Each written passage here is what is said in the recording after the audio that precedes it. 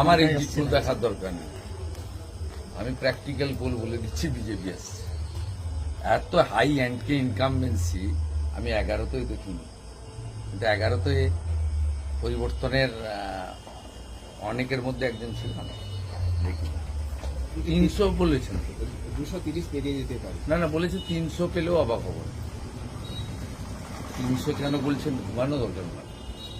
দাদা নন্দী এত টেন্সড হয়ে যাচ্ছেন কেন? কোনোটাই কঠিন ছিল না। হিন্দুরা ঝাঁটিয়ে ভোট দিয়েছে এবং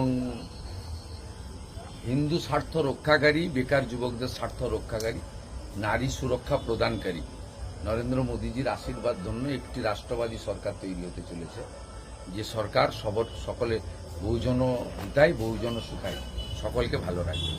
মুসলমানদের ভোট ছাড়া, তাও পুরো ভোট পায়নি। আপনি দেখবেন এই যে আজকে একটু আগে চাণক্য দিয়েছে 8% মুসলিম বিজেপিকে ভোট করেছে। এখানেও আমি গতবারে 400 পেয়েছিলাম। আমার বিশ্বাস, আমি প্রাথমিকভাবে ভেবেছিলাম যে আমি 2000 মতো মুসলিম ভোট পেয়েছি।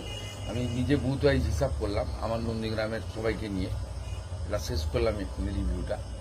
তা কাউন্টিংয়ের প্রস্তুতিও নিলাম নন্দীগ্রামে। তা আমি 4000 মতো মুসলিম ভোট পেয়েছি। কালকেই এজেন্টরা বসতে চায়নি, তো কাউন্টিংয়ে কে যাবে? কাউন্টিং ওদের লোকই যাবে না, কাউন্টিংয়ে লোক যাবে না, কাউন্টিংয়ে লোক যাবে না। আপনি দেখবেন সকাল থেকে কি অবস্থায় হবে। কালকে তো আমি ভবানীপুরে দেখেছি ওদের এজেন্ট বসতে চাইনি, বাচ্চা বাচ্চা ছেলেদেরকে ডেকে 2000-3000 হাতে দিয়ে বসিয়েছে। মক পোলিং এর সময় 50 জনের বেশি এজেন্ট ছিল না। আর ওর কাছ থেকে লিস্টে নিয়ে নেবেন। ভবানীপুরে 159 ভবানীপুর অ্যাসেম্বলি মক পোলিং এর সময় টিএমসি 50 জন এজেন্ট ছিল।